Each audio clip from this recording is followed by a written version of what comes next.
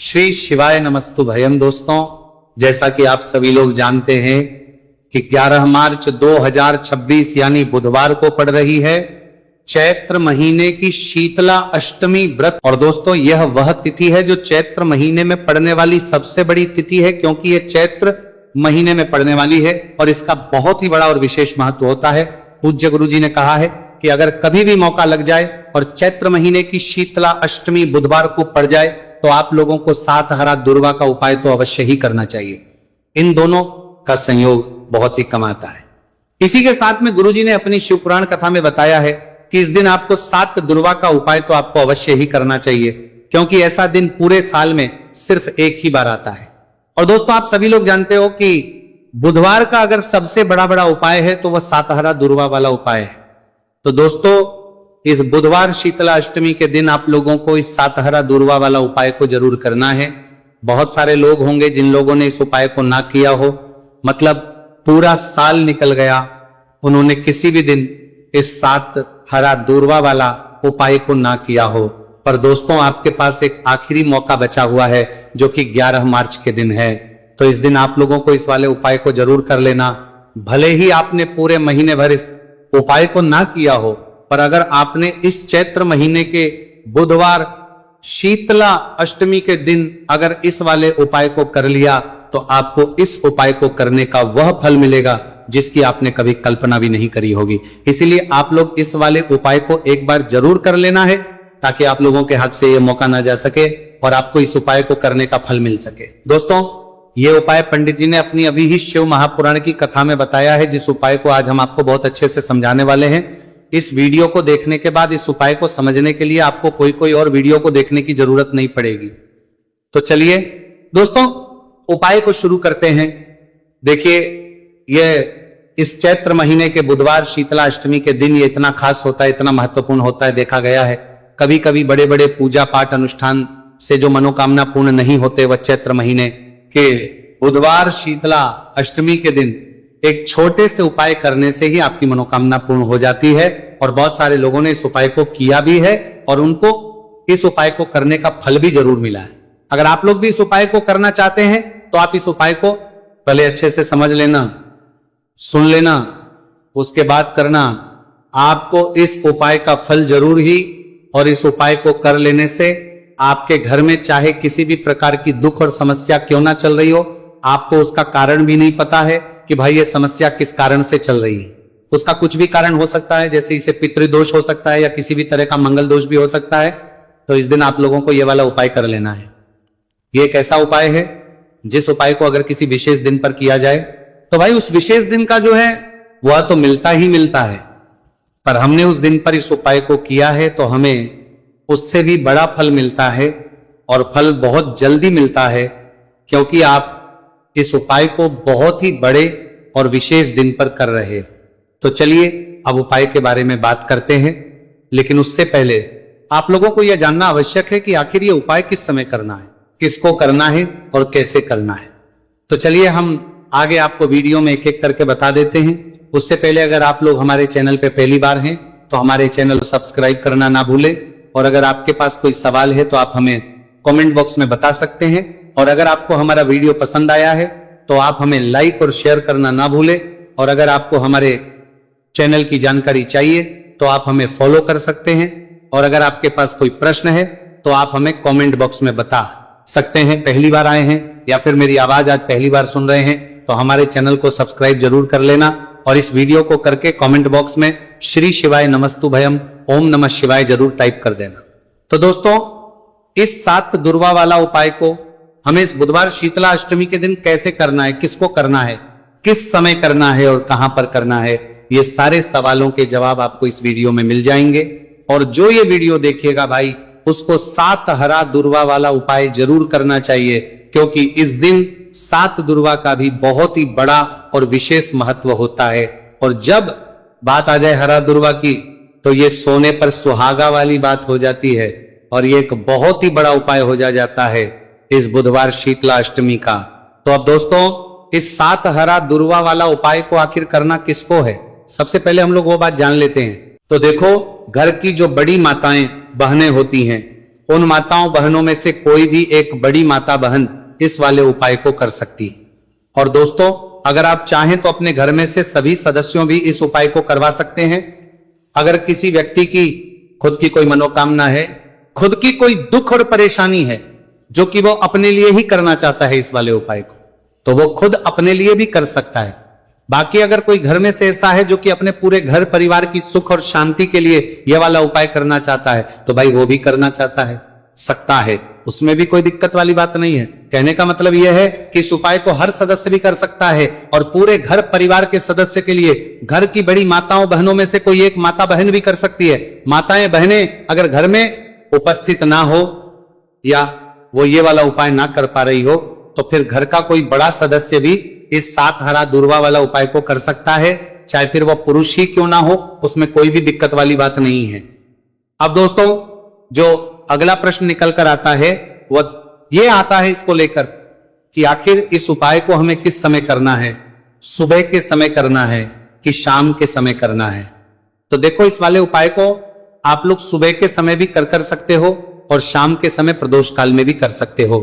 अब अगर आप पूछो कि भाई सबसे उत्तम समय कौन सा रहेगा इस 7 हरा दूर्वा वाला उपाय को करने का, तो हम आपसे बस यही कहेंगे कि इस उपाय को आप सुबह के समय करेंगे तो ज्यादा बेहतर होगा। बाकी अगर प्रदोष काल के समय भी करेंगे तो भी अच्छा होगा, उसमें कोई भी दिक्कत वाली बात नहीं है।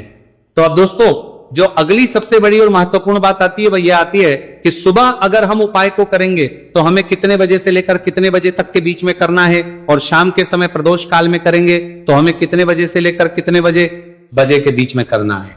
तो देखो, सुबह जितनी जल्दी हो सके आप उपाय को करने की कोशिश करना। बाकी अगर कारणवश लेट भी हो जाओ, थोड़ी देर भी हो जाए, तो 10 या 11 बजे तक भी आप उपाय कर लेना, पर 12 बजे से ज्यादा देरी ना हो, ठीक है, इस बात का ध्यान रखना। उसके बाद में दोस्तों, अगर शाम के समय प्रदोष काल की बात करें, प्रदोष काल का जो समय है होता है वो शाम के 6 बजे से शुरू हो जाता है। मतलब शाम के 6 बजे से लेकर शाम के 6 बजे से रात के 8 बजे के बीच का जो समय होता है, यह समय प्रदोष काल का समय होता है। तो इस उपाय को 7 या 8 बजे के बीच में भी कर सकते हो, मैं आप कभी भी इस वाले उपाय को कर सकते हो, उसमें कोई भी दिक्कत वाली बात नहीं है। तो चैत्र का महीना ही है जो आपको धन, दौलत, पुण्य दोनों ही देने वाला है।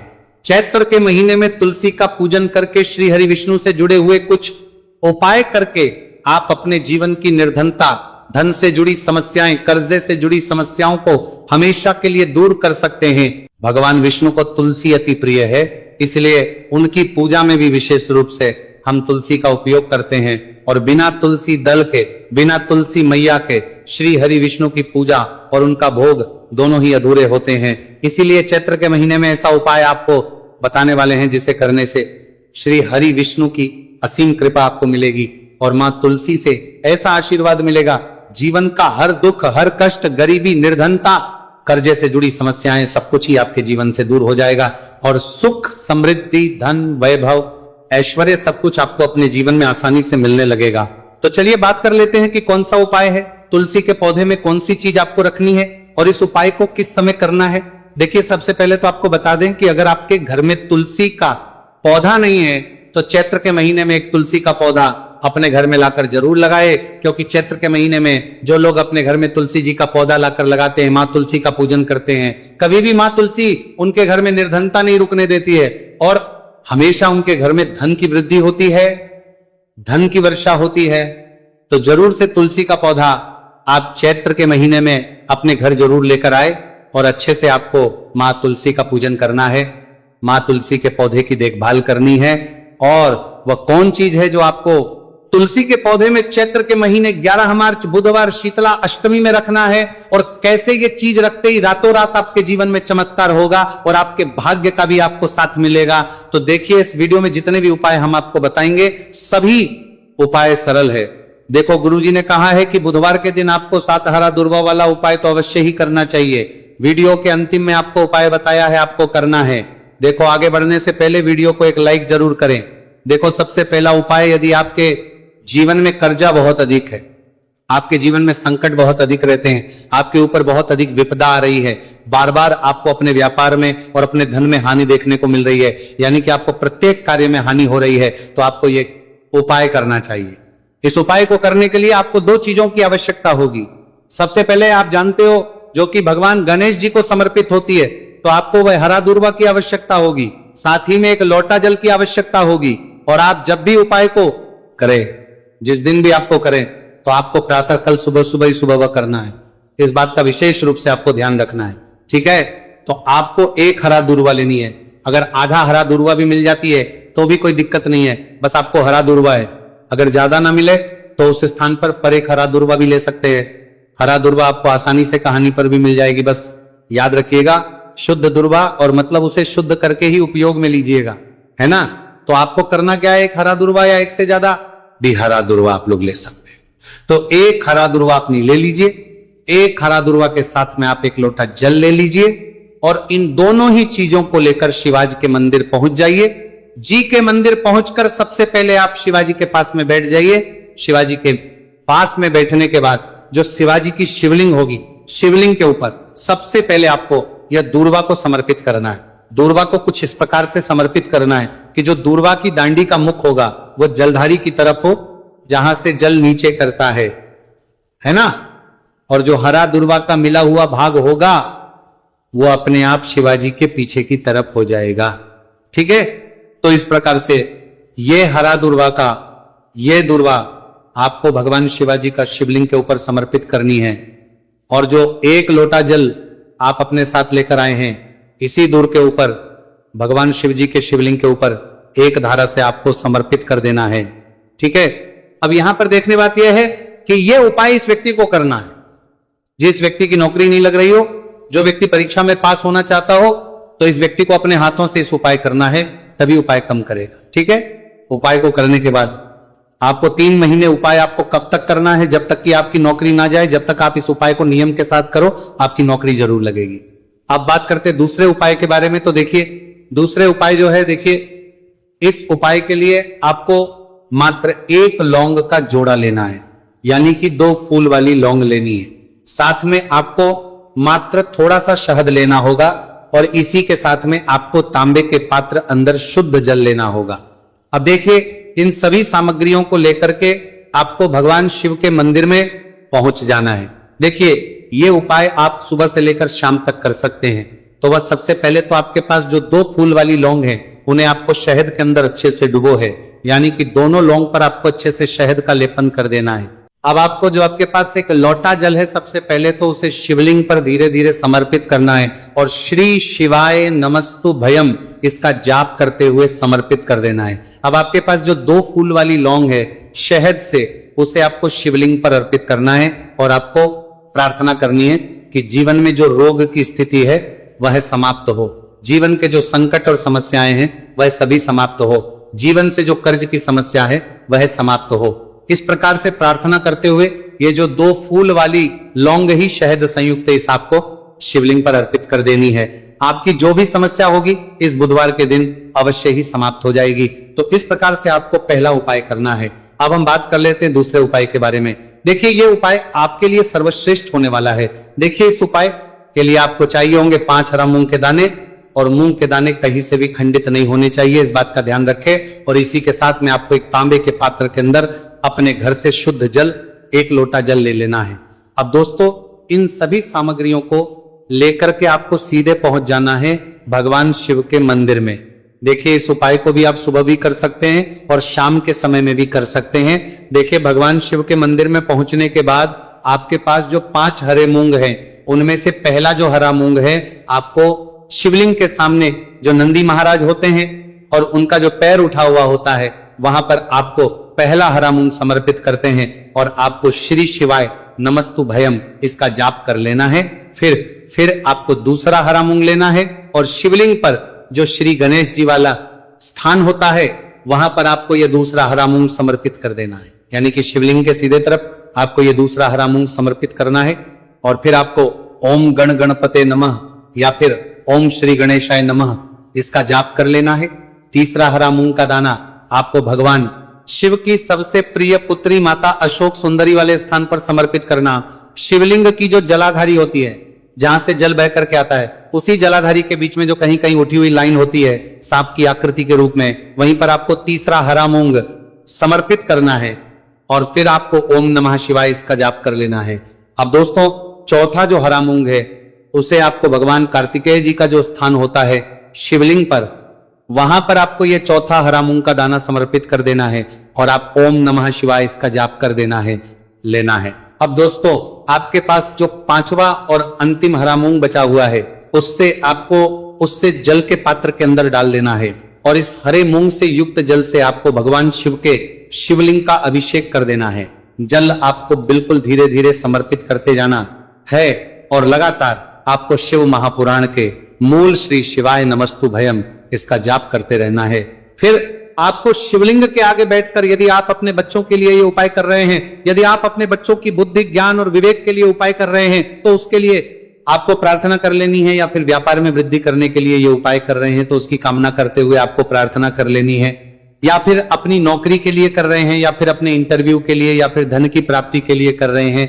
जिस भी कामना के लिए आप उपाय कर रहे हैं उसे परिपूर्ण करने के आपको महादेव से प्रार्थना कर लेनी है और फिर आपको वापस अपने घर आ जाना है। पूज्य गुरुजी ने कहा है कि जो भी व्यक्ति इस उपाय को कर लेता है तो यकीन मानिए आपके जीवन की जो सारे संकट, कष्ट और बाधाएं ही वह सभी समाप्त होंगे। अब हम बात करते हैं अगले उपाय की। इस उपाय के लिए आपको एक दीपक लेना है। दीपक आप मिट्टी का भी ले सकते हैं और शुद्ध आटा मढ़कर उसका दीपक भी आप तैयार कर सकते हैं। अंदर गोल बाती का प्रयोग करना है और दीपक के अंदर आपको शुद्ध घी का प्रयोग करना है। इसी के साथ में आपको मात्र एक फूल वाली लौंग लेनी होगी। अब ये एक दीपक और एक फूल वाली लौंग लेकर के सीधा आपको पहुंचना होगा बरगद के वृक्ष के। वहां पर देखिए, सबसे पहले तो आपके पास जो एक फूल वाली लौंग है उससे आपको बरगद के वृक्ष की जड़ में समर्पित करना है। देखिए, अगर आपके जीवन में कोई भी बड़ा संकट आने वाला है, कोई बड़ा कष्ट आने वाला, तो वह इस उपाय के माध्यम से दूर होने वाला है। महादेव की विशेष कृपा रहेगी कि जो भी संकट आपके जीवन में आने वाला होगा वो भी दूर हो जाएगा। तो आपको एक लौंग समर्पित करनी है बरगद के वृक्ष की जड़ में और वहीं पर आपको जो है गोल बाती वाला दीपक जो आप लेकर के गए हैं उससे भी वहां पर प्रज्वलित कर देना है वटकेश्वर महादेव का स्मरण करते हुए। देखिए, जब भी आपको जीवन में इस साल लगने लगे कि आपके जीवन में कुछ भी अच्छा नहीं चल रहे, तब भी आपको ये उपाय करना है। तो इस प्रकार से आपको ये उपाय करना है। अब हम जान लेते हैं चौथे विशेष उपाय के बारे में। देखें, यदि आपके विवाह में, शादी में कोई भी समस्या आ रही है, यदि आपका जो कर्ज है वो दिन पर दिन बढ़ते ही जा रहा है, तो आपको ये चमत्कारी उपाय करना चाहिए। कोई भी समस्या अगर जीवन में है तो उसे दूर करने के लिए आपको उपाय करना चाहिए। मंगल दोष से जुड़ी हुई समस्या भी है तब आपको यह उपाय करना चाहिए। देखिए, इस उपाय के लिए आपको एक तांबे के पात्र के अंदर अपने घर से शुद्ध जल लेना है और इसी के साथ में आपको एक चुटकी लाल चंदन लेना होगा।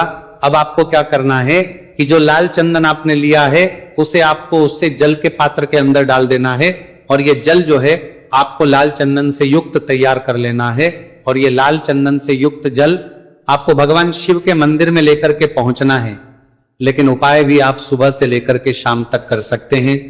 अब दोस्तों, ये जो लाल चंदन से युक्त जल है इससे आपको भगवान शिव के शिवलिंग पर धीरे धीरे अर्पित कर देना है और आपको लगातार श्री शिवाय नमस्तु भयम इसका जाप करते रहना है। देखिए, यदि आपके जीवन में विवाह से जूही समस्या चल रही है तो आपको मंगलेश्वर महादेव का स्मरण करना है और जीवन में अधिक कर्ज की समस्या है तो आपको आर्यन मुक्तेश्वर महादेव का स्मरण करना है। देखना, एक दिन आपकी सब तरह की समस्या जल्दी ही समाप्त हो जाएगी। तो इस प्रकार से आपको यह चौथा उपाय करना है।